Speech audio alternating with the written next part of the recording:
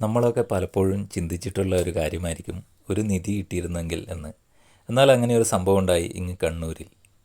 കണ്ണൂർ ശ്രീകണ്ഠാപുരത്തിനടുത്ത് പരുപ്പായി സ്കൂളിന് സമീപമുള്ള റബ്ബർ തോട്ടത്തിൽ മഴക്കുഴി നിർമ്മാണത്തിൽ ഏർപ്പെട്ടിരിക്കുകയായിരുന്നു തൊഴിലുറപ്പ് തൊഴിലാളികൾ.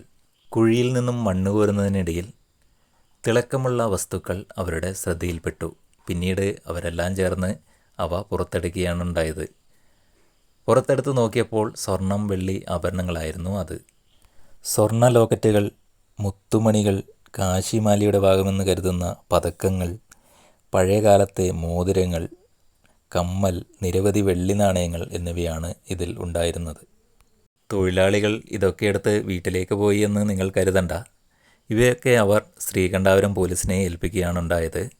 ഇനി പുരാവസ്തു വകുപ്പ് പരിശോധിച്ചാൽ മാത്രമേ ഇത് സ്വർണം, വെള്ളി ആഭരണങ്ങളാണോ നിധിശേഖരമാണോ എന്നൊക്കെ അറിയാൻ കഴിയുള്ളൂ.